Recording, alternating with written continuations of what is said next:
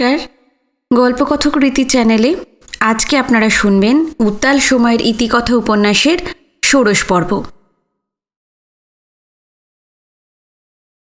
কোনো দিন রাতের খাওয়া দাওয়া চুকিয়ে নিজেদের ঘরে এসে নানা বিষয়ে কথা বলতে বলতে শেখরনাথ অবধারিত যে প্রসঙ্গে চলে আসেন তা হল স্বাধীনতা। বিনয় আগেই জেনে গেছে স্বাধীনতার নামে এই খণ্ডচ্ছিন্ন দেশকে তিনি মনে প্রাণে মেনে নিতে পারেননি। 200 বছরের পরাধীনতা থেকে এই যে মুক্তি, সেটা কি আদৌ মুক্তি? সারা দেশে না হলেও বাঙালির জীবনে যে দগদগে ক্ষত সৃষ্টি হয়েছে তা কি কোনোদিন নিরাময় হবে? আজ টেবিলের ওপর দুটো তেজি হ্যারিকেন জ্বলছিল। জেফ্রি পয়েন্ট গভীর ঘুমে তলিয়ে আছে। সমস্ত চরাচর একেবারে নিঝুম। খোলা জানালার বাইরে কুয়াশায় ঢাকা পাহাড় এবং জঙ্গল ঝাপসা ঝাপসা। প্রতিটি রাতেই জেফ্রি পয়েন্টের চেহারা ঠিক এই রকমই হয়ে যায়। বিনয় তার বিছানায় বসেছিল। শেখরনাথ একটু দূরে তার বিছানায় বালিশে হাতের ভর দেখে আধশোয়া মতো হয়ে কথা বলছিলেন। জানো বিনয়, পাকিস্তান হওয়ার পর জিন্না বলেছিলেন আমরা একটা মথ ইটেন অর্থাৎ পোকায় কাটা মুসলিম জাহান পেলাম। ভারতবর্ষ কি তার চেয়ে ভালো কিছু পেয়েছে? রক্তে ভরা রক্তাক্ত বিধ্বস্ত এক দেশ। শেখরনাথ যা ভুলতে পারেন না, যা সারাক্ষণ তাকে ভিতরে ভিতরে তীক্ষ্ণ যন্ত্রণায় বিদ্ধ করে, সেটাই আজ আবার বলতে লাগলেন। এই স্বাধীনতার সবচেয়ে ওয়ার্স্ট সাফারার আমরা বাঙালিরা। পাঞ্জাবেরও প্রচুর রক্ত ঝরেছে, কিন্তু হাজার হাজার মানুষ সেখানেও খুন হয়েছে। কিন্তু ওরা মোটামুটি একটা স্বস্তিও পেয়েছে। টোটাল এক্সচেঞ্জ অফ পপুলেশন হয়েছে। এপারের মুসলিমরা পশ্চিম পাঞ্জাবে চলে গেছে, আর ওপারের হিন্দু আর শিখরা ইস্ট পাঞ্জাবে চলে এসেছে। যদিও তা বাঞ্ছিত ছিল না। অখণ্ড স্বাধীন ভারতবর্ষের কনসেপ্টের সঙ্গে তা একেবারেই মেলে না, কিন্তু মন্দের ভালো। তাছাড়া সেন্ট্রাল গভর্নমেন্ট তো সিন্ধু খুলে পাঞ্জাবের রিহ্যাবিলিটেশনের টাকার বস্তা ঢেলে দিয়েছে। কত রকমের যে দান খয়রাত। এদিকে বাঙালি উদ্বাস্তুদের জন্য সরকারের হাতের মুঠি যেন খুলতেই চায় না। এক এক সময় আমার কি মনে হয় জানো তো, বেঙ্গলেও এক্সচেঞ্জ অফ পপুলেশন হলে বোধহয় ভালোই হতো। আপনি এরকম ভাবছেন কেন কাকা? পাকিস্তান রাষ্ট্রটা জন্মিত হয়েছে শত্রুতা, বিদ্বেষ, ঘৃণা আর অবিশ্বাসের ওপর ভিত্তি করে। 2 বছরের বেশি হলেও পাকিস্তান কায়েম হয়ে গেছে। পূর্ব বাংলায় যে হিন্দু, বৌদ্ধ আর খ্রিস্টানরা ছিল, তারা তো নতুন দেশটাকেই স্বদেশ বলে মেনে নিয়েছিল। তবু সেখানে বারবার একতরফা দাঙ্গা কেন হচ্ছে বলো তো? কেন মাইনরিটির নিরাপত্তা নেই? 14 পুরুষের ভিটা মাটি খুইয়ে কেন স্রোতের মতন উদ্বাস্তুরা পশ্চিমবাংলা, আসাম আর ত্রিপুরায় পালিয়ে আসছে? আসলে একটা কট্টর ধর্মভিত্তিক রাষ্ট্রে মাইনরিটিরা থাকতে একেবারেই ভরসা পাচ্ছে না। লিবারেল ইসলামিক স্টেট হলে এই সমস্যা হতো না। ধর্মান্ধতা যে কি সাংঘাতিক সমস্যা সৃষ্টি করে ভাবতে সাহস হয় না। ভারত আর পাকিস্তান এমন 2 রাষ্ট্র যে একটা দেশে কিছু ঘটলে তার প্রতিক্রিয়া আর একটা দেশে এসে পড়বেই। ইন্ডিয়ায়, বিশেষ করে পশ্চিমবাংলায় তার কিছু কিছু লক্ষণ তো দেখা গেছে। আন্দামানে বসে তো আর আমরা মেনল্যান্ডের সব খবর পাই না, তবে শুনেছি ওয়েস্ট বেঙ্গলেও 2-4 জায়গায় মাইনরিটি কমিউনিটির ওপর হামলা হয়েছে। দেশভাগের পর 2 দেশে শান্তি আসবে, এটাই তো কাম্য ছিল। কিন্তু বাস্তবে কি তা হচ্ছে? ইংরেজরা চিরকাল মারামারি কাটাকাটির জন্য এই সাবকন্টিনেন্টকে 2 টুকরো করে দিয়ে চলে গেল। যা চলছে তাতে মনে হয় পূর্ব পাকিস্তানে হিন্দু আর বৌদ্ধ খ্রিস্টানরা থাকতে পারবে না। আমরা কিন্তু এটা চাইনি বিনয়। পূর্ব পাকিস্তানে শুভবুদ্ধি সম্পন্ন লিবারেল বাঙালি অনেকেই আছেন, কিন্তু তারা আর কজন? বেশিরভাগই তো উন্মাদ হয়ে গেছে। মধ্যরাতে জেফ্রি পয়েন্টের এই ঘরটার পরিবেশ থমথমে হয়ে গেল। অনেকক্ষণ নিজের মধ্যেই মগ্ন হয়ে রইলেন শেখরনাথ। দূরমনস্কের মতন কি ভাবছেন বোঝা যাচ্ছে না। বিনয় নিঃশব্দে তার দিকে তাকিয়ে রইল। একসময় শেখরনাথ হঠাৎ বলে উঠলেন, দেশভাগের জন্য শুধুমাত্র ইংরেজদের দোষারোপ করাটা কিন্তু ঠিক নয়, জানো তো বিনয়। মূল চক্রী যদিও তারাই, তবু আমাদের নেতারাও কিন্তু এর দায় এড়াতে পারে না। স্বাধীনতার আগে সেই সময়কার ব্রিটিশ প্রধানমন্ত্রী একবার তো ঘোষণা করেছিলেন যে 1948-এর মাঝামাঝি কোনো একটা সময়ে ভারতকে স্বাধীনতা দেওয়া হবে। ইংরেজরা 200 বছরের এই কলোনি ছেড়ে চলে যাবে। অস্বীকার করা যাবে না, গান্ধীজিও চেয়েছেন দেশটা দু টুকরো না করে কংগ্রেস কিছু দাবি মেনে নিয়ে মুসলিম লীগের সঙ্গে একটা সমঝোতায় আসুক। তিক্ততা, অবিশ্বাস কাটিয়ে দেশ শাসনের ভার তারা একসঙ্গেই নিক। তুমি কি এসব জানো বিনয়? বিনয় জানত না। আস্তে আস্তে মাথা নাড়ল। উদ্বাস্তুদের সঙ্গে এটলি, গান্ধীজি, কংগ্রেস আর মুসলিম লীগকে হঠাৎ কেন নিয়ে এলেন শেখরনাথ বোঝা যাচ্ছে না। কোন গহন পথে তার চিন্তার ক্রিয়া চলছে কিছুই বোধগম্য হচ্ছে না। শেখরনাথ বলতে লাগলেন, তুমি তো একজন সাংবাদিক বিনয়। উদ্বাস্তু হয়ে ইন্ডিয়ায় চলে এসেছ। দেশের, বিশেষ করে দেশভাগের ইতিহাসটা তোমার জানা দরকার। কলকাতায় ফিরে গিয়ে ইতিহাসটা ভালো করে পড়ে নিও, নইলে পার্টিশনের পার্সপেক্টিভটা ঠিক মতো ধরতে পারবে না। কিন্তু জিন্না ছিলেন নাছোড়বান্দা, জানো তো। অ্যাটলি বা গান্ধীজির প্রস্তাব তিনি কোনো মতেই মেনে নেবেন না। মাউন্ট ব্যাটেনেরও এটা পছন্দ হয়নি। জিন্না একটা সেপারেট দেশের জন্য তখন মরিয়া। He wants a separate Muslim nation, Pakistan. Nehru, Patel এবং কংগ্রেসের প্রথম সারির নেতারাও অ্যাটলির প্রস্তাব মেনে নেননি। নেহেরুরা যে কোনো শর্তে স্বাধীনতা চাইছিলেন। আসলে বয়স হয়ে যাচ্ছিল। সিংহাসনে চড়ার লোভ কখনো ছাড়তে পারে? ক্ষমতারূপী সুপক্ক আম্র ফলটি নাকের ডগায় ঝুলছে। নেহেরু, প্যাটেলদের মনের অবস্থাটা বুঝতেই পারছো। ভাবখানা, সারা জীবন অনেক কষ্ট করেছি, প্রচুর জেল টেল খেটেছি, সুযোগ যখন এসে গেছে ক্ষমতাটা ভোগ তো করেই নি। গান্ধীজি ক্ষোভে দুঃখে দিল্লি ছেড়ে বিহারে, বিহার ছেড়ে কলকাতার বেলেঘাটায় গিয়ে বসলেন। আর মাউন্ট ব্যাটেন এটাই চেয়েছিলেন। গান্ধীজি এই সময় দিল্লিতে থাকুন সেটা তার অভিপ্রেত ছিল না। স্পষ্ট জানি না, তবে একটা কথা আমার মনে হয়। কি কথা কাকা? নেহেরু, প্যাটেলরাও হয়তো তাই চেয়েছিলেন, জানো তো। গান্ধীজি দিল্লিতে থাকলে তিনি দেশভাগটা আটকাতে পারতেন কিনা জানি না, কিন্তু মাউন্ট ব্যাটেন, নেহেরু বা জিন্নাদের পক্ষে সেটা খুব একটা স্বস্তির কারণ হতো না। একটা বিষয় ভেবে আমার খুব ধন্দ লাগে। কি বিষয়? গান্ধীজি কতবার অনশনে বসে কত অসাধ্য সাধন করেছেন, কিন্তু এই দেশভাগের মতন একটা নিদারুণ সিদ্ধান্ত সাত তাড়াতাড়ি নিতে যাওয়া হচ্ছে, আর তার যে কী মারাত্মক ফল হতে পারে সেটা তিনি একবারও ভেবে দেখলেন না। কোটি কোটি মানুষের ভাগ্য কয়েক লহমায় স্থির হতে চলেছে।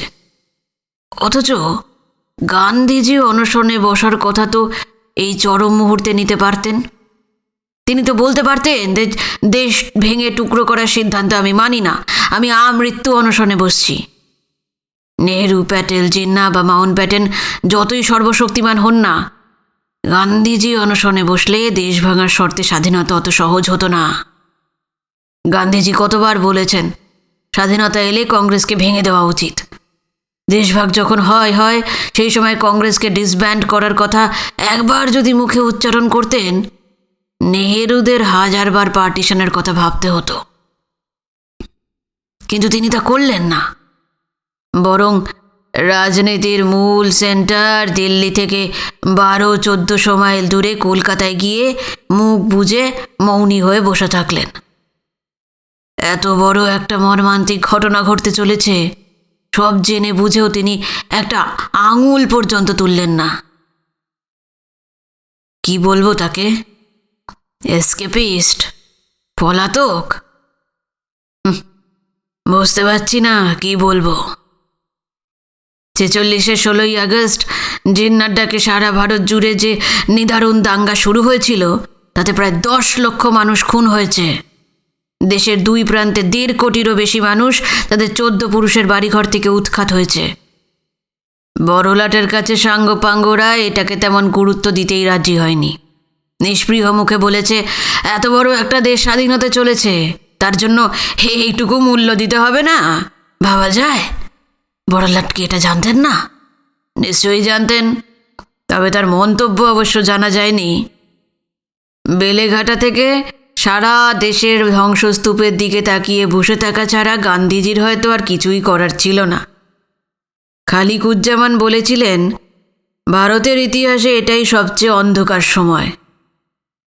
জাতির জনক গান্ধীজিকে আমি কিন্তু এসকেপিস্ট বলতে রাজি নই। এই মহান মানুষটিকে শুধু বলতে পারি ভারতীয় ইতিহাসের খুব সম্ভব সবচেয়ে ট্র্যাজিক চরিত্র। এটা আমার মত। আবার কিছুক্ষণের জন্য ঘরের ভিতর নৈঃশব্দ নেমে এলো। শুধু অদূরে সেই সমুদ্র গর্জন আর ঝিঁঝিদের কনসার্ট চলছে, বিরামহীন। রাত জাগা পাখিগুলোর সাড়া শব্দ নেই। খুব সম্ভব তারা এতক্ষণ ডাকাডাকির পর ঘুমিয়ে পড়েছে। একটা দীর্ঘশ্বাস ফেলে শেখরনাথ আবার শুরু করলেন, জিন্না সেই সময় কঠিন অসুখে ভুগছিলেন। সেটা ইনকিউরেবল ডিজিজ। রোগটা মুসলিম লীগের কয়েকজন শীর্ষস্থানীয় নেতারা হয়তো জানতেন, হয়তো বা জানতেন না। সুচতুরভাবে এই রোগের কথা গোপন রাখা হয়েছিল। ব্রিটিশ প্রধানমন্ত্রী এটলি যে 1948-এর মাঝামাঝি ভারতে স্বাধীনতার ঘোষণা করতে চেয়েছিলেন, ততদিন অপেক্ষা করলে দেশভাগ এড়ানো যেত হয়তো। কারণ জিন্না বেশি দিন বাঁচেননি। মৃত্যুর আগে পাকিস্তান কায়েম করার জন্য তাই অদম্য জেদ ধরেছিলেন তিনি। হয়তো অনুমান করেছিলেন তার মৃত্যুর পর মুসলিম লীগের পক্ষে পাকিস্তান আদায় করার মতন তার মাপের বিশাল ব্যক্তিত্ব সম্পন্ন অন্য কোনো নেতা নেই। মৃত্যুর আগে যা করার তাকেই করতে হবে। পাকিস্তান তার চাই। এদিকে কংগ্রেস নেতৃত্বেরও তর্সই ছিল না, তাই স্থির হয়ে গেল দেশটা ভাগ করেই স্বাধীনতা আসবে। একটানা কথা বলার পর শেখরনাথ থামলেন। বিনয় অবাক হয়ে ভাবে, সে কবে 20-এর দশকে আন্দামানে সাজা খাটতে এসেছিলেন শেখরনাথ। তারপর একবারের জন্য ইন্ডিয়ার মেনল্যান্ডে ফিরে যাননি।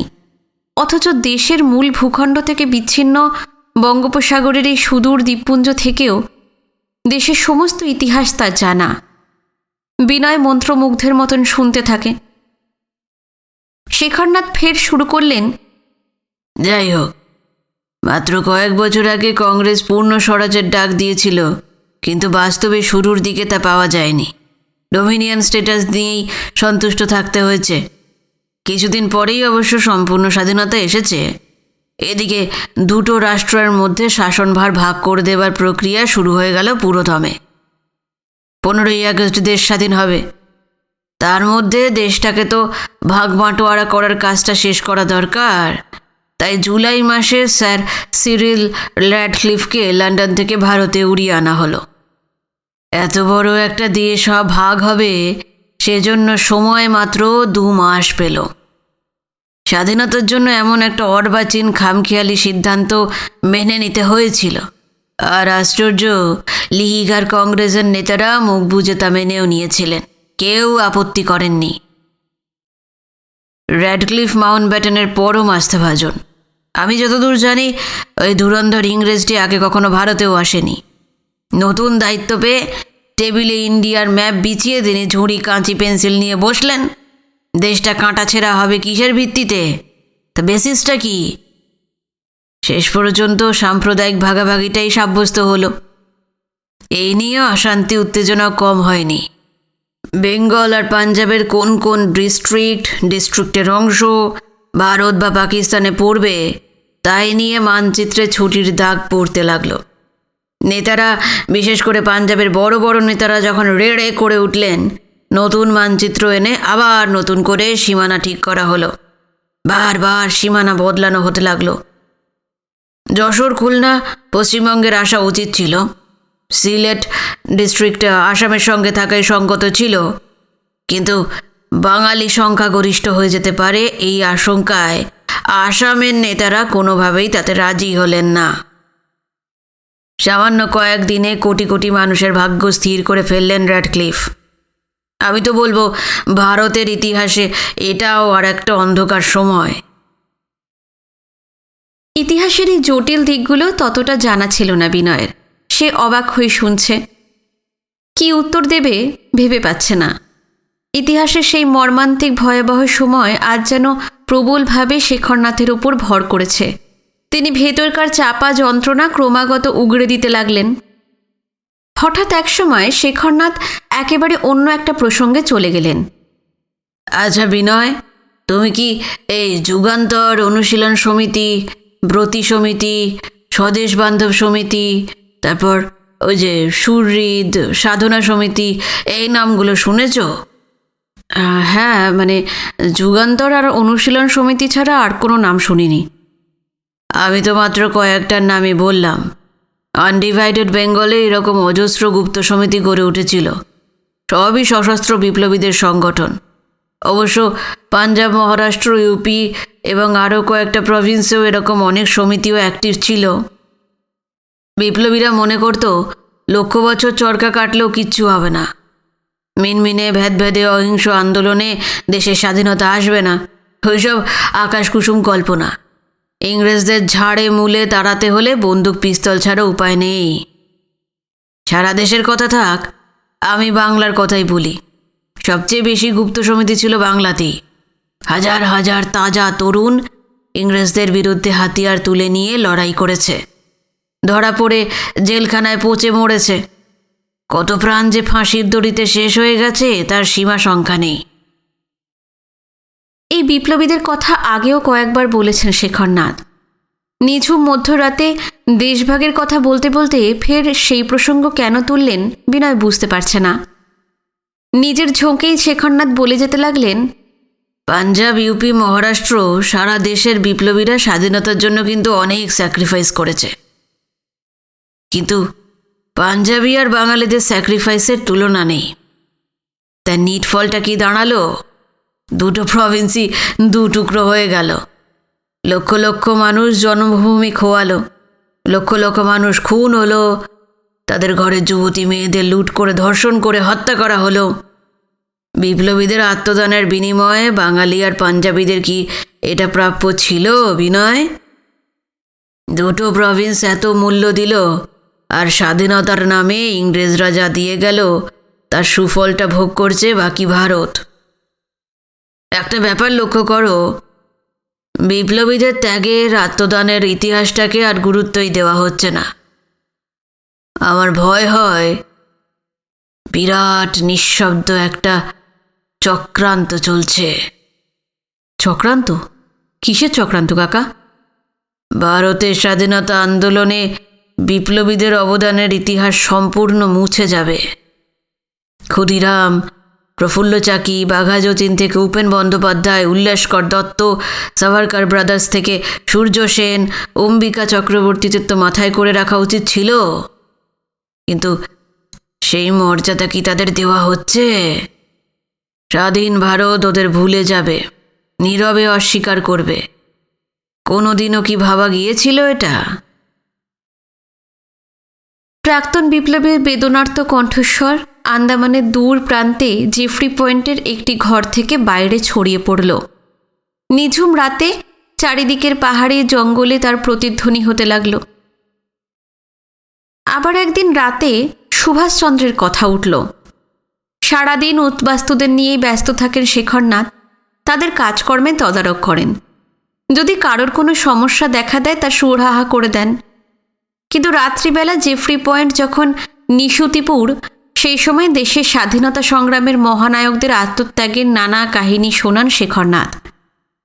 আজ বললেন, দেশভাগের কথা উঠলেই কিন্তু জানো তো, সুভাষচন্দ্রকে আমার খুব মনে পড়ে, বিশেষ করে। আপনি কি বলছেন কাকা? পার্টিশনের সময় নেতাজি তো দেশেই ছিলেন না, এমনকি একটা প্রচারও করা হয়েছে যে পার্টিশনের অনেক আগেই প্লেন ক্র্যাশে তার মৃত্যু হয়েছে। এই নেতাজির মৃত্যুর ঘটনাটা কিন্তু বড়ই রহস্য, বিনয়। দেশের লক্ষ লক্ষ মানুষ আজও বিশ্বাস করে যে প্লেন ক্র্যাশে তার মৃত্যু হয়নি। এই মৃত্যুর প্রসঙ্গ থাক, আমরা একদিন না একদিন এই রহস্য ভেদ করে আসল সত্যটা বের করবই। দেশের জন্য সুভাষচন্দ্রের অবদানের কথাটা একবার তুমি ভাবো। আইসিএস হওয়ার পরেও পরম আরামে তিনি বাকি জীবনটা কাটাতে পারতেন, কিন্তু নিজস্ব সুখ স্বাচ্ছন্দ্য আরাম কেরিয়ারের কথা ভাবেননি তিনি। অবশ্য স্বীকার করতেই হবে যে গান্ধীজি, জওয়াহরলাল, দেশবন্ধু চিত্তরঞ্জন এরা বিরাট বিরাট জননায়কেরা কেউই ক্ষুদ্র স্বার্থের কথা ভাবেননি। দেশই ছিল তাদের কাছে টপ প্রায়োরিটি। দেশের স্বাধীনতার জন্যই তারা ঝাঁপিয়ে পড়েছিলেন। কিন্তু গান্ধীজির কথা মাথায় রেখে একটাই কথা বলবো যে নেতাজি সুভাষচন্দ্র বসু কিন্তু এদেশে একজন বিরল জননেতা। আপনি কোন দিক থেকে বলছেন? দেখো, কংগ্রেস নেতারা প্রায় সবাই ছিল আপোষকামী। আলাপ আলোচনা করে এই অহিংস আন্দোলন চালিয়ে তারা ইংরেজদের কাছ থেকে স্বাধীনতা ভিক্ষে করতে চেয়েছিলেন। কিন্তু ইম্পেরিয়ালিস্টরা কে কবে ভ্যাদ ভ্যাদে গাল গল্প করে বুঝদার সুবোধ বালকের মতন কলোনি ছেড়ে দেয় বলো তো? বিশেষ করে ইন্ডিয়ার মতন এত বড় একটা কলোনি যেখানে মধু আর মধু। এদেশের ওয়েলথ লুট করে ব্রিটিশ এম্পায়ার তো ফুলে ফেঁপে উঠেছে। মুখের কথায় সেই বিশাল মৌচাক কেউ ছাড়ে? এইসব তো আকাশ কুসুম কল্পনা। স্বপ্ন আর বাস্তবের মধ্যে অনেক ফারাক। গান্ধীজি অহিংস নীতিতে বিশ্বাস করতেন। অহিংসই ছিল তার ধর্ম। আমি সেটাকে সম্মান করি, কিন্তু তার ডাকা কোনো কোনো আন্দোলন সহিংস হিংস্র আকার ধারণ করলে তিনি তার রাশ টেনে ধরেছেন। ফলে স্বাধীনতা কবে পাওয়া যাবে সেই সম্বন্ধে সংশয় দেখা দিয়েছে। দেশের মুক্তি আমার মনে হয় ক্রমশ পিছিয়ে যাচ্ছিল। কিন্তু কাকা, বলো বলো, চুপ করে গেলে কেন? না মানে সুভাষচন্দ্রও তো একটা সময় কংগ্রেসেই ছিলেন। কি বলতে চাইছো আমি বুঝতে পেরেছি। সুভাষ অবশ্যই কংগ্রেসে ছিলেন, গান্ধীজিকে অত্যন্ত শ্রদ্ধাও করতেন, কিন্তু কংগ্রেস নামে প্রতিষ্ঠানটিতে কি তার পক্ষে শেষ পর্যন্ত টিকে থাকা সম্ভব হয়েছিল? আগেই বলেছিলাম, কংগ্রেসের আপোষকামী নীতির সঙ্গে তার মতের মিল হচ্ছিল না। স্বাধীনতার প্রশ্নে তিনি আনকম্প্রোমাইজিং। এর ফলে তাকে কংগ্রেসের ভিতর থেকেই চরম বিরোধিতার মুখে পড়তে হয়েছিল। পরপর 2 বছর 1938-39-এ নানা বিরোধিতার মধ্যেও কিন্তু সুভাষচন্দ্র কংগ্রেসের রাষ্ট্রপতি হয়েছিলেন। তার এতটাই জনপ্রিয়তা ছিল, কংগ্রেসের প্রেসিডেন্টকে সে আমলে রাষ্ট্রপতি বলা হতো। প্রথমবার তিনি রাষ্ট্রপতি হলেন কোথায়? হরিপুরায়। দ্বিতীয়বার হলেন ত্রিপুরীতে। হরিপুরায় সভাপতি হওয়ার পর 1 বছর কোনো রকমে কাটিয়ে দিতে পারলেও ত্রিপুরী কংগ্রেসে ফের জয়ী হয়ে যখন ফের রাষ্ট্রপতি হলেন, তখন কিন্তু এই সংঘাতটা চরমে উঠল।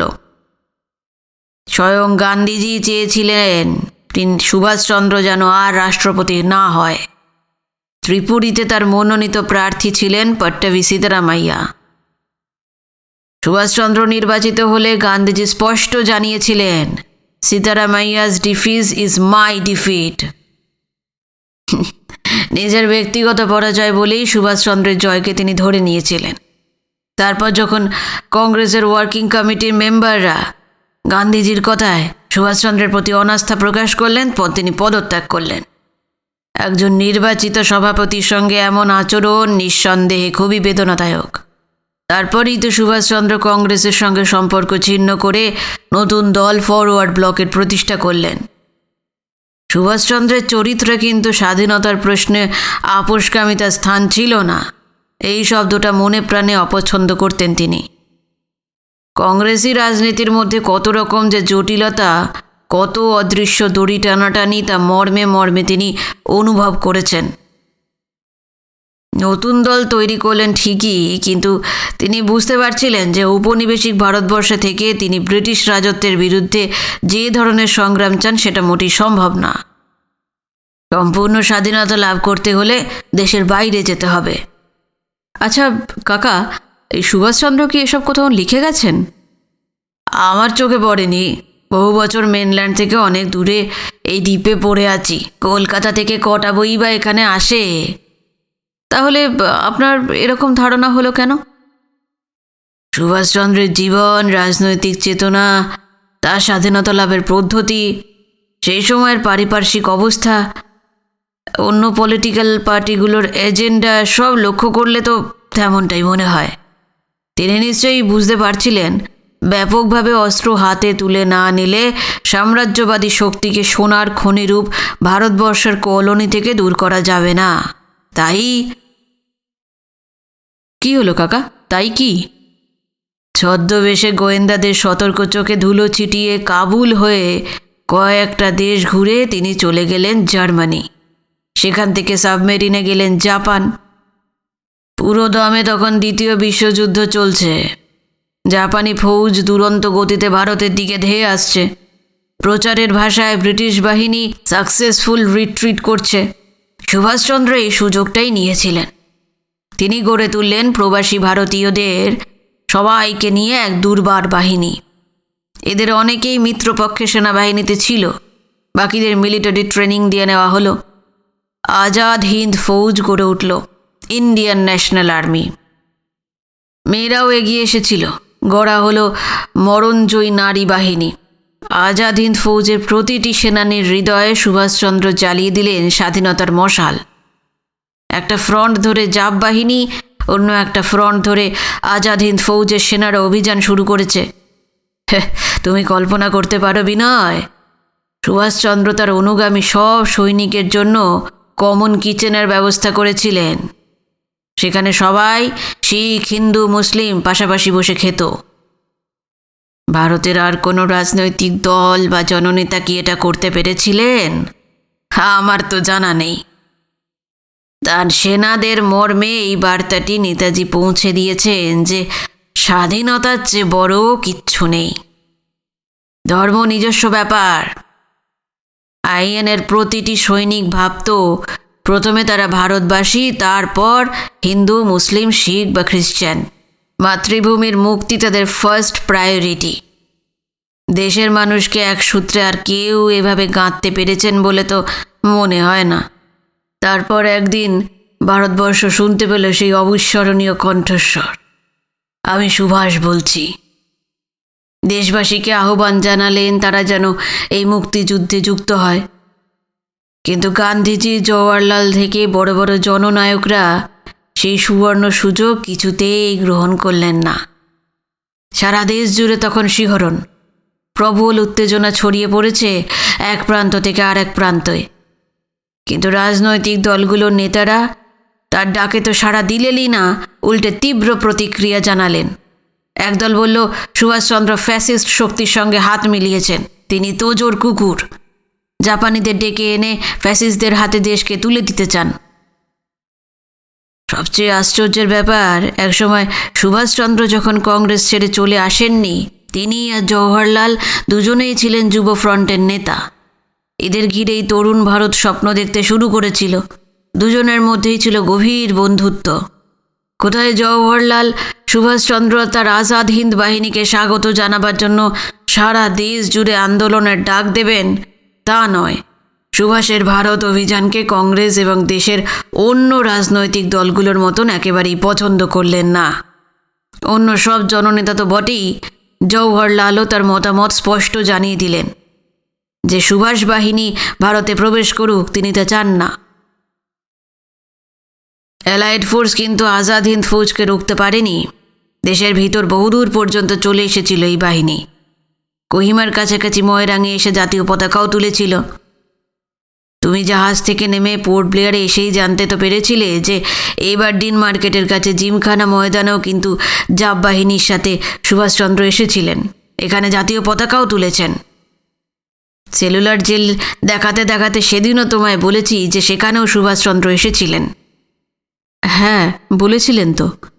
কিন্তু সুভাষ বেশি দিন এখানে থাকতে পারেননি। মণিপুর কোহিমা ফ্রন্টের দিকে তাকে চলে যেতে হয়েছিল। জাতির চরম দুর্ভাগ্য যে আজাদ হিন্দ ফৌজের পরাজয় ঘটে। তার কারণ রণকৌশলে ত্রুটি বা বাহিনীর উদ্যম বা দেশপ্রেমের অভাব নয়। জাপান বর্মা অবধি এসেও আর এগোতে পারেনি। মিত্র শক্তি তাদের ওপর ঝাঁপিয়ে পড়েছিল। এই প্রচণ্ড প্রত্যাঘাত জাপানের পক্ষে সামলানো সম্ভব হয়নি। তাদের রিট্রিট অর্থাৎ পিছু হটতে হয়েছিল। এই অবস্থায় আজাদ হিন্দ ফৌজকে সাহায্য করা তাদের পক্ষে আর সম্ভব ছিল না। ইন্ডিয়ান ন্যাশনাল আর্মির অসংখ্য সেনানী আর সেনানায়করা অ্যালায়েড ফোর্সের হাতে ধরা পড়লেন। তারপর দিল্লির লালকেল্লায় শাহনওয়াজ ধিলনদের যুদ্ধাপরাধী হিসেবে বিচার শুরু হলো। এইবার দেশের টনক নড়ল। আন্দোলন শুরু হলো যে এই বীর সেনানীদের মুক্তি দিতে হবে।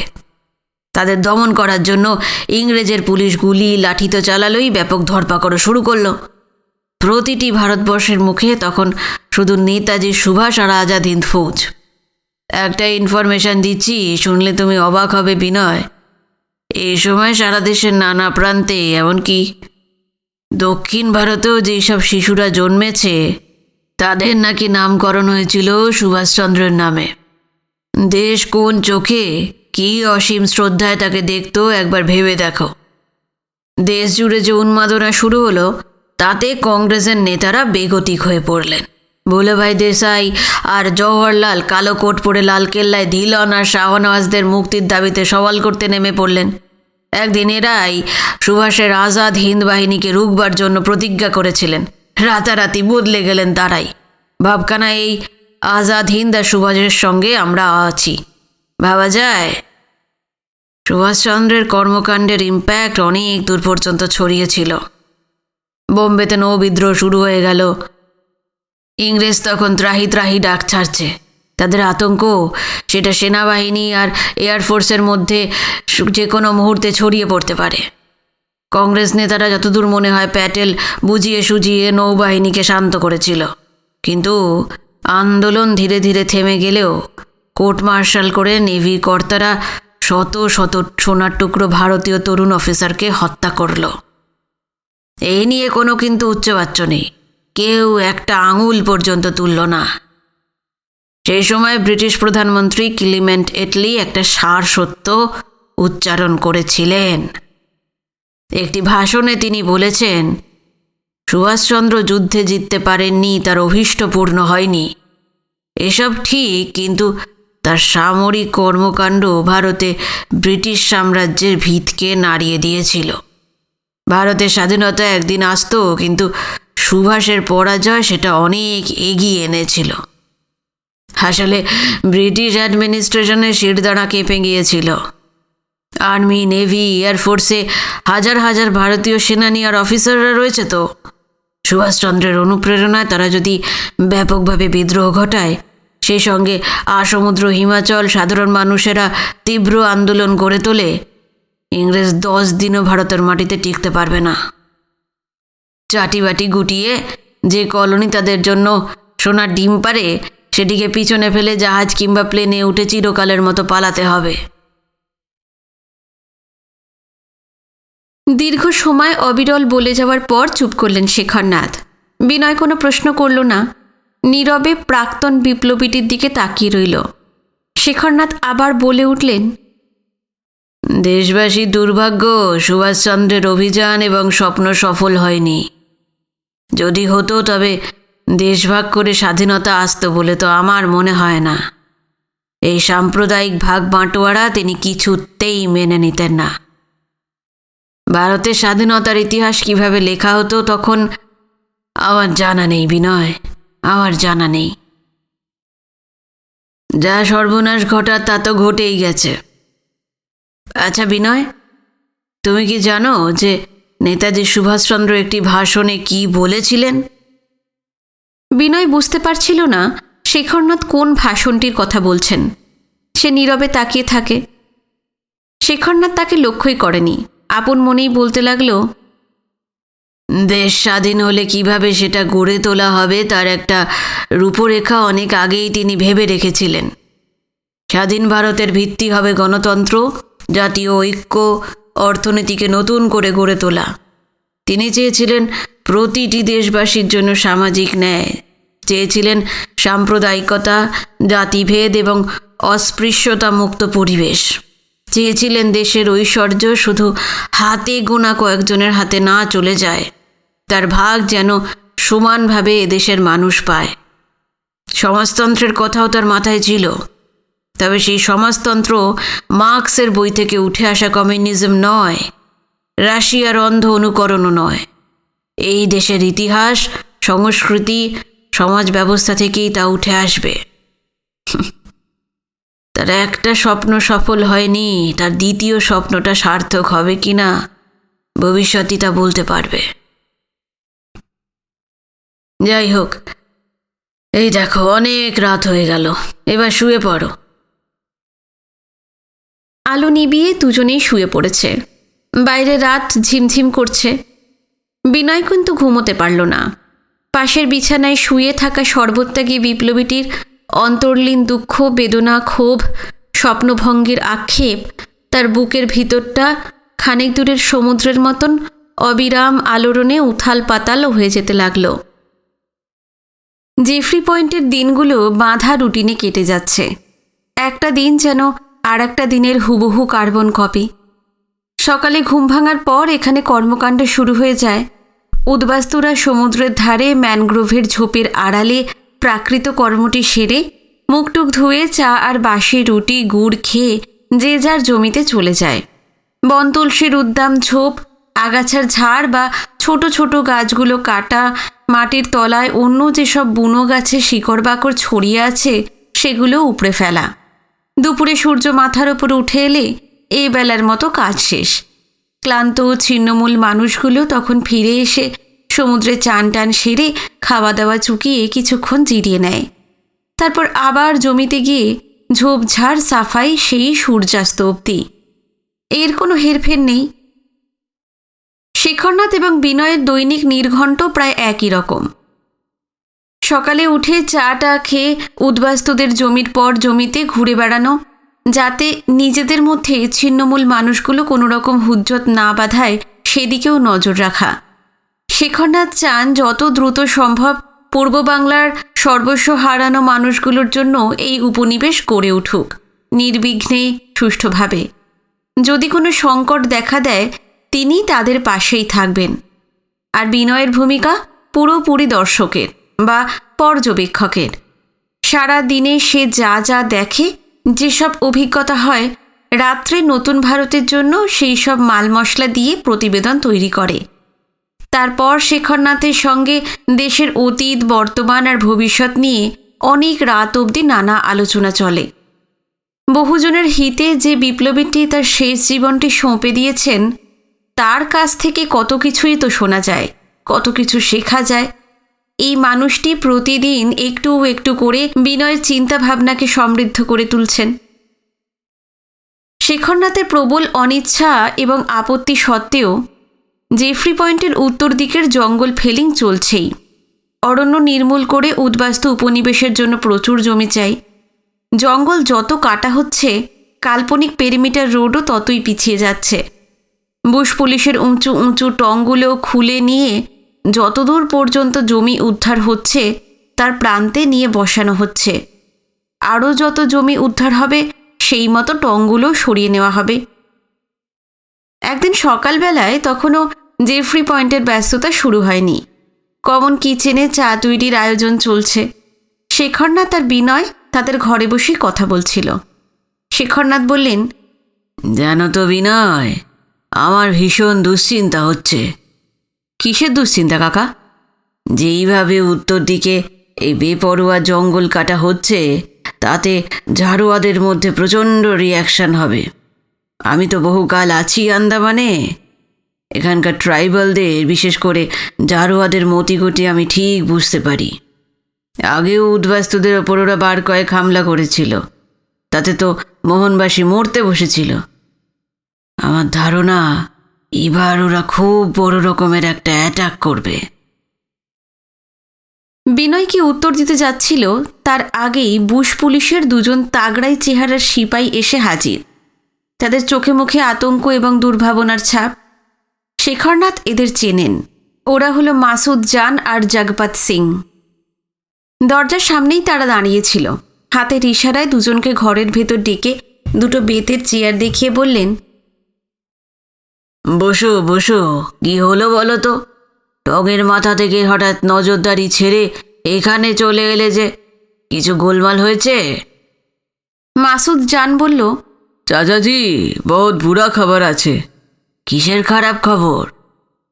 মাসুদ জান জানায় জারোয়ারা কদিন ধরেই পেরিমিটার রোডের কাছাকাছি যখন তখন চলে আসছে। 2-4 জন নয়, প্রায় 100 মাসুদদের মনে হচ্ছে যে কোনো সময় তারা রিফিউজি কলোনিতে হানা দেবে। শেখরনাথের কপালে ভাঁজ পড়ল। বললেন, মহা বিপদ তো। আমাদের কি করা দরকার চাচাজি? তোমরা হুঁশিয়ার থাকো, আর ওদের দেখলেই জোরে জোরে কানেস্তারা বাজাবে, হল্লা করবে। তেমন বুঝলে ব্ল্যাঙ্ক ফায়ারও করবে। কিন্তু দেখো, ওদের গায়ে আবার গুলি টুলি না মেরে বসো। हाँ हाँ, याद আছে চাচাজি। लेकिन ये জারুয়া লোক বহুত খতরনাক আছে। ওদের জঙ্গল খতম করে রিফিউজিরা গাঁও বসাতে আসছে, এটা ওরা মানতে চাইছে না। জোর গুस्सा हुआ उन लोगों का। ওদের সামলানো এখন বহুত মুসিবত হয়ে গিয়া। ঠিকই বলেছ, কিন্তু কি করব বলো? যেভাবে হোক এখন সামলাতে হবে। ডিউটি ছেড়ে অনেকক্ষণ এসেছো, এবার তোমরা তাড়াতাড়ি চলে যাও। ভেবে দেখি কি করা যায়। কিছুক্ষণ নীরবতা। তারপর শেখরনাথ থমথমে মুখে বললেন, বিনয়, আমি ঠিক এই ভয়টাই করেছিলাম। বিশুকে চিফ কমিশনারকে এত করে বোঝালাম, জেফ্রি পয়েন্টের উত্তর দিকে যেইটুকু জঙ্গল কাটা হয়েছে সেই পর্যন্তই থাক। বিশু অ্যাডমিনিস্ট্রেশনের বড় অফিসার হলো, তার তো সিদ্ধান্ত নেওয়ার কোনো ক্ষমতা নেই। চিফ কমিশনার কিছুতেই শুনলেন না। জঙ্গল রিক্লেম না করলে ইস্ট পাকিস্তানের ডিপ্লেসড পিপলের পুনর্বাসন হবে কি করে? সংকটের দুদিক। জঙ্গল কাটলে জারোয়ারা খেপে উঠছে, না কাটলে পুনর্বাসন ধাক্কা খাবে। আমি তো খবর পেয়েছি 2 মাস পর কলকাতা থেকে আরও 200 ফ্যামিলি আসছে। হ্যাঁ কাকা, এটা তো একটা বিরাট সমস্যা। ভেবে দেখো, এর আগে জারোয়ারা হানা দিয়ে মোহনবাসীকে প্রায় শেষই করে ফেলছিল। নেহাত তার আয়ু ছিল, আর সময় মতন আমরা তাকে পোর্ট ব্লেয়ার হাসপাতালে নিয়ে যেতে পেরেছিলাম। ডাক্তার চট্টরাজ আর টিম ওকে বাঁচিয়ে তুলেছে। কিন্তু এখন মাসুদরা যা বলে গেল তাতে তো ভীষণ দুশ্চিন্তা হচ্ছে। প্রথম দিকে 2-4 জন জারোয়া হানা দিয়েছে, কিন্তু এখন শয়ে জারোয়াকে পেরিমিটার রোডের কাছাকাছি দেখা গেছে। এতগুলো জারোয়া যদি একসঙ্গে তীর চালায়, কত রিফিউজি যে মার্ডার কি ইনজিওর্ড হবে, আমার তো ভাবতেই সাহস হয় না। বিনয় চিন্তাগ্রস্তের মতো তাকিয়ে থাকে। জারোয়াদের সমস্যাটা কিভাবে সামলানো যাবে সেই সম্বন্ধে তার কোনো ধারণা নেই।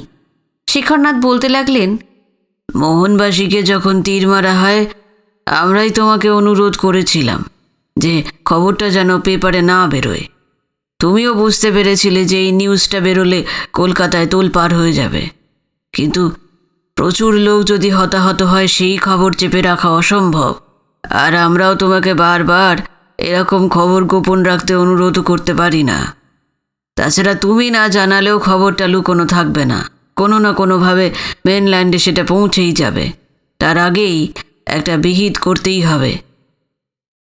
বিনয় লক্ষ্য করছিল শেখরনাথ যে জারোয়া হামলার আশঙ্কায় প্রচণ্ড উদ্বিগ্ন এবং জারোয়াদের গায়ে একটা টোকা না মেরেও কীভাবে তাদের ঠেকানো যায় সেই ভাবনাতেই যেন ডুবে আছেন। পরিষ্কার বোঝা যাচ্ছে। বিনয় নিঃশব্দেই বসে থাকে। আন্দামানে আসার পর থেকে সে একজন নিষ্পৃহ সাংবাদিক হয়ে থাকতে পারেনি। এখানকার উদ্বাস্তুদের সুখ দুঃখ, বর্তমান ভবিষ্যতের সঙ্গে যেন আষ্টে পৃষ্ঠে সেও জড়িয়ে গেছে।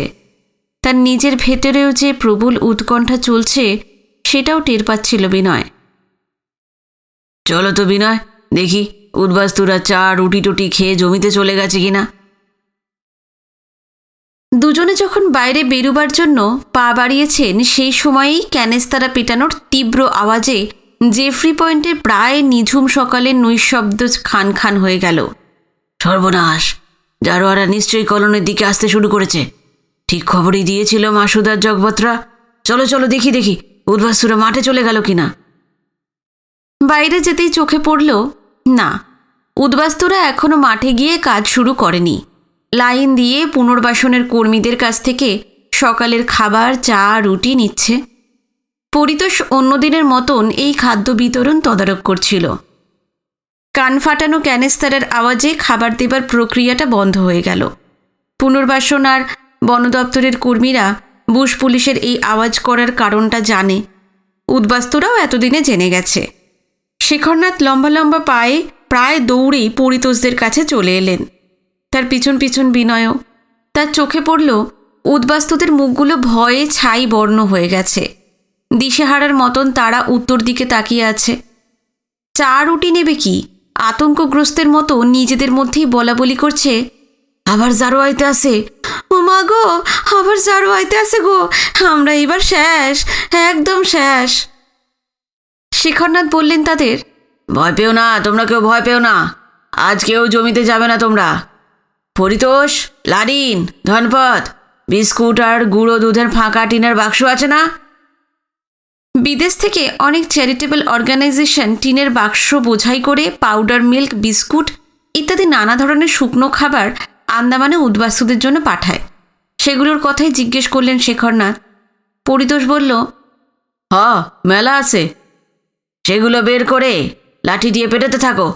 মাসুদরা ক্যানাস্তারা পেটাচ্ছে, তোমরাও পেটালে জারোয়ারা পালিয়ে যাবে। তাড়াতাড়ি করো, তাড়াতাড়ি করো।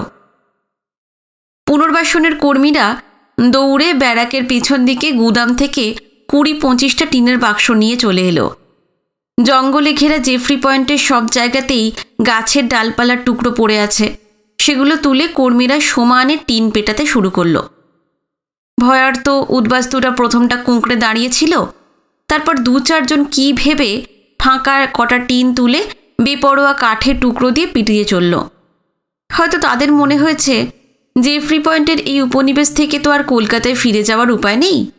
জারোয়ারা যে কোনো দিন যে কোনো মুহূর্তেই হানা দিতে পারে। তাদের গায়ে হাত ঠেকানো যাবে না। রেহাই পাওয়ার একমাত্র উপায়ে নানা রকম বিকট আওয়াজ করে ভয় পাইয়ে জারোয়াদের ফের জঙ্গলে পাঠিয়ে দিতে হবে। বুশ পুলিশরা ক্যানেস্তারা পেটাচ্ছে, এদিকে পুনর্বাসনের কর্মীরাও ফাঁকা টিন পেটাচ্ছে। প্রচণ্ড আওয়াজ 3 দিকের পাহাড়ে ধাক্কা খেয়ে প্রবল প্রতিধ্বনি তুলছে। উত্তর দিকে যতদূর পর্যন্ত জঙ্গল ফেলিং হয়েছে আর যেখানে বুশ পুলিশের উঁচু টংগুলো দাঁড়িয়ে আছে, সেই পেরিমিটার রোড অবধি এখানকার ব্যারাকগুলোর পাশ থেকে মোটামুটি দেখা যায়।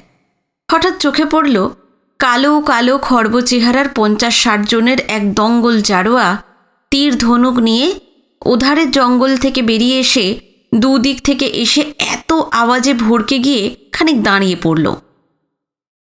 ওদিকে টঙের মাথা থেকে বুশ পুলিশের দলটা ক্যানেস্তারা বাজাতে বাজাতে সমানে চিৎকার করে চলেছে, হুঁশিয়ার হুঁশিয়ার বলে। তারপরই ওদের মধ্যে 2-1 জন আকাশের দিকে বন্দুক উঁচিয়ে সমানে ব্ল্যাঙ্ক ফায়ার করতে লাগলো। টিন ক্যানেস্তারা পেটানোর শব্দের সঙ্গে বন্দুকের ফাঁকা আওয়াজ সব মিলিয়ে এক তুলকালাম কাণ্ড। জারোয়ারা কী ভাবল কে জানে। হয়তো কলোনির জমিতে ঢুকে পড়াটা তাদের পক্ষে নিরাপদ মনে হলো না। আচমকাই ঝাঁকে ঝাঁকে তীর ছুঁড়ে তারা পলকে গভীর জঙ্গলে অদৃশ্য হয়ে গেল। আর আওয়াজের প্রয়োজন নেই। টিন ক্যানেস্তারার শব্দ এবং ব্ল্যাঙ্ক ফায়ার থেমে গেছে। শেখরনাথ লক্ষ্য করেছিলেন যে উদ্বাস্তুরা আতঙ্ক ঝেড়ে ফেলে টিন বাজিয়েছে তারা হলো বৃন্দাবন, হলধর, চন্দ্রজয়ধর, রসময়শীল এবং আরও কয়েকজন। তাদের মধ্যে কি আশ্চর্য, মোহনবাসী কর্মকারও রয়েছে। এই তো কদিন আগেই মোহনবাসীর ফুসফুসে জারোয়াদের তীর বিঁধেছিল। মৃত্যুর মুখ থেকে লোকটা ফিরে এসেছে। এর মধ্যেই লোকটা এত দুর্জয় সাহস পেল কি করে? কোনো ভোজবাজিতে? খুব ভালো লাগছিল শেখরনাথের। তিনি প্রায় অভিভূত।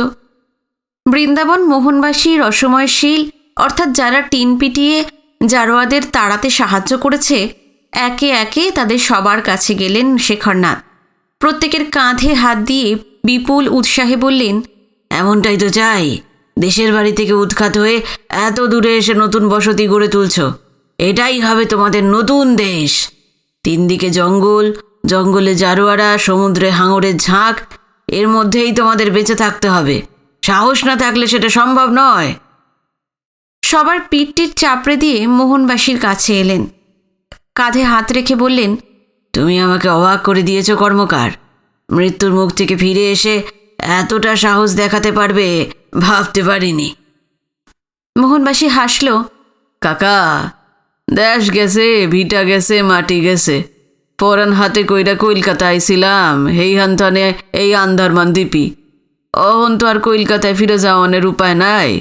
বুকে ডর লইয়া বইয়া থাকলে তো শেষ হইয়া যামো।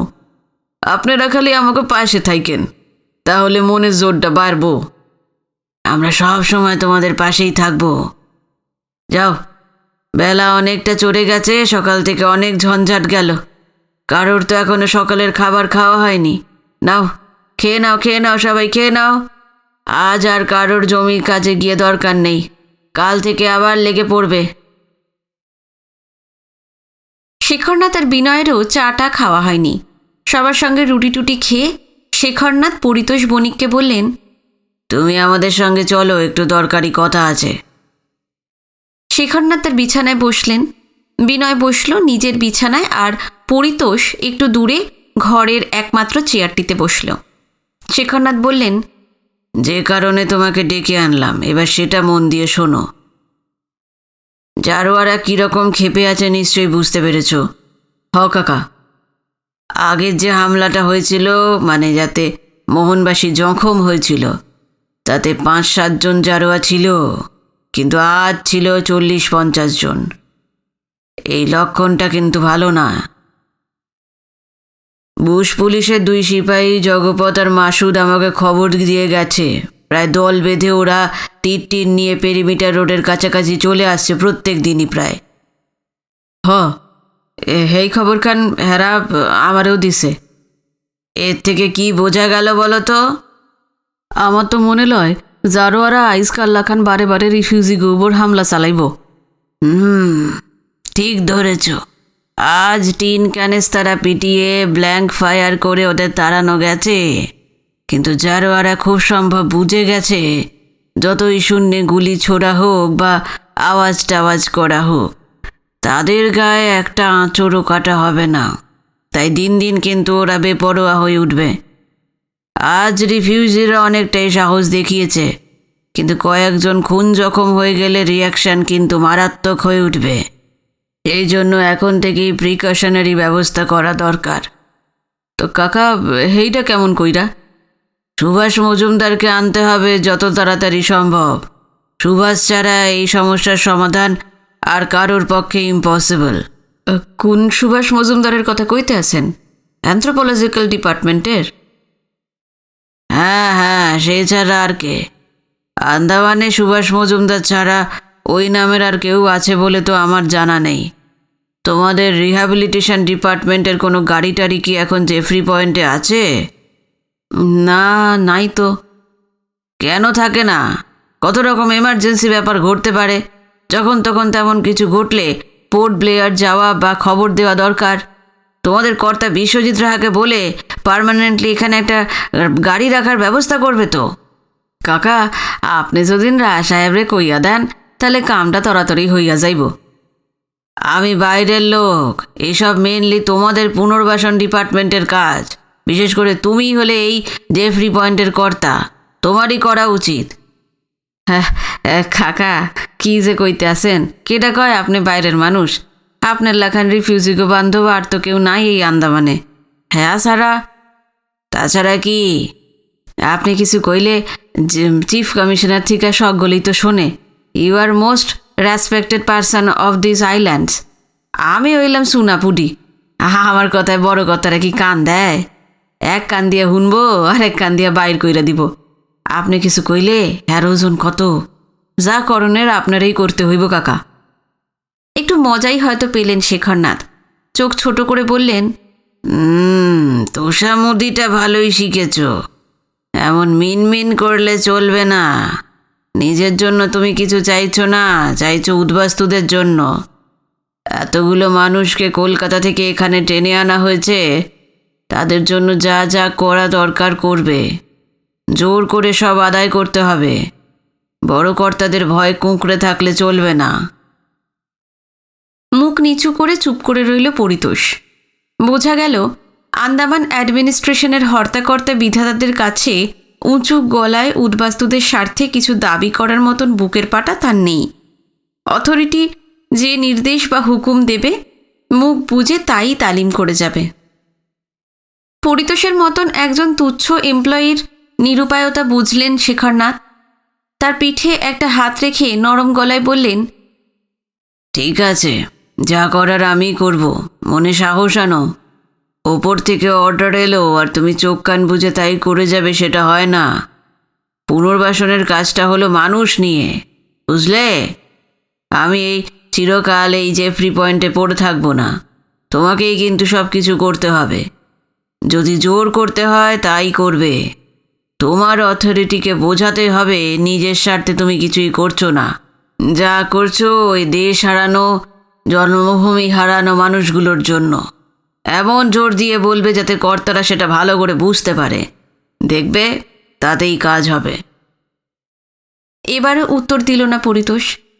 শেখরনাথ টের পেলেন তার দীর্ঘ বক্তৃতা পরিতোষকে চনমনে করা তোলে তো দূরের কথা, প্রশাসনের কর্তাদের সম্পর্কে তার ভয়টাকে এতটুকু নড়াতে পারেনি। সেটা জগদ্দল পাথরের মতো তার ওপর চেপে আছে। তিনি বললেন, ঠিক আছে, আপাতত আমি সব ব্যবস্থা করে দিচ্ছি। রিহ্যাবিলিটেশনের গাড়ি টাড়ি তো কিছুই নেই বললে। ফরেস্ট ডিপার্টমেন্টের কোনো জিপ বা ট্রাক আছে? একখান জিপ আর একখান লরি আছে। আমি বিশুকে একটা চিঠি লিখে দিচ্ছি। ফরেস্ট ডিপার্টমেন্টের আজিব সিংকে বলবে তার জিপটা কয়েক ঘন্টার জন্য আমার চাই। তোমাদের ডিপার্টমেন্টের কাউকে আমার চিঠি দিয়ে এখনই বিশুর কাছে পাঠিয়ে দেবে। আজিব সিংকে বলবে যে যাচ্ছে ব্যাম্বু ফ্ল্যাটের জেটিতে তাকে পৌঁছে দিয়েই যেন ওদের জিপ চলে আসে। তোমাদের এমপ্লয়িটিকে পাঠাবার ব্যবস্থা বিশুই করে দেবে। একটু বসো। শেখরনাথ ক্ষিপ্র হাতে একটা চিঠি লিখে খামে ভরে আঠা দিয়ে সেটার মুখ আটকে দিলেন। তার ওপরে বিশ্বজিৎ রাহার নাম লিখে দিলেন। চিঠি নিয়ে পরিতোষ চলে গেল। বিনয় ধন্দে পড়ে গিয়েছিল। 24 ঘন্টা বুশ পুলিশের নজরদারি সত্ত্বেও জারোয়ারা আজ বেপরোয়া হামলা চালালো। শেখরনাথের আশঙ্কা তারা এরকম বারবার হানা দেবে। ক্যানেস্তারা পিটিয়ে আর ব্ল্যাঙ্ক ফায়ার করে শেষ পর্যন্ত তাদের রোখা যাবে না। এই যখন অবস্থা, তখন অ্যানথ্রোপোলজিক্যাল ডিপার্টমেন্টের জনৈক সুভাষ মজুমদার জেফ্রি পয়েন্টে এসে কোন ভোজবাজিতে এই মহা বিপজ্জনক সমস্যার সমাধানটা কি করে করবে সে ভেবে পেল না। তার মনে যে সংশয় দেখা দিয়েছে সেটাও বলেও ফেলল। শেখরনাথ জানলার বাইরে তাকিয়ে কিছু ভাবছিলেন। চোখ ফিরিয়ে বললেন, নৃতত্ত্ব বিভাগের এই বিজ্ঞানী সুভাষ মজুমদার আন্দামানের আদিম বাসিন্দা। ওঙ্গে, সেন্টিনালিস, গ্রেট আন্দামানিজ আর এই জারোয়ারদের নিয়ে অনেক কাজ করেছে। বিশেষ করে জারোয়াদের নিয়ে দূরে বসে ব্রিটিশ অ্যানথ্রোপোলজিস্টদের বইয়ের পাতা ঘেঁটে থিওরিটিক্যাল রিসার্চ নয়, রীতিমতো ওদের সঙ্গে মিশে প্রচুর গবেষণার কাজ করে চলেছে।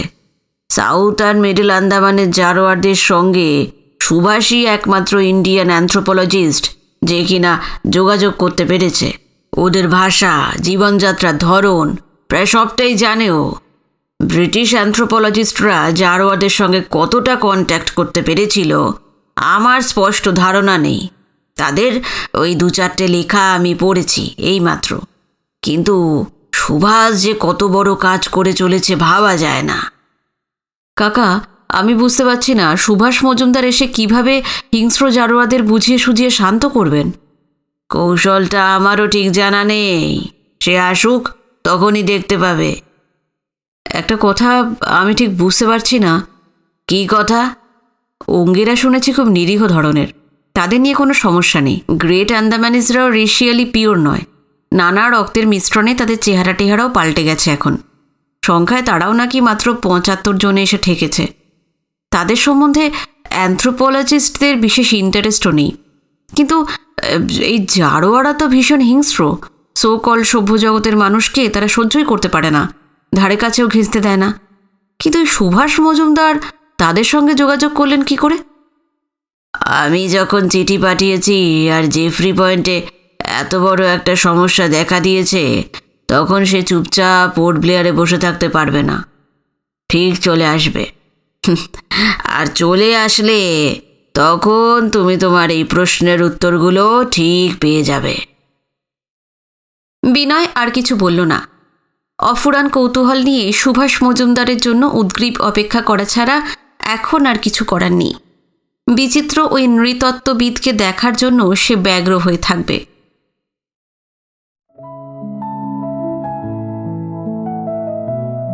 আজকের পর্ব এখানে শেষ করলাম।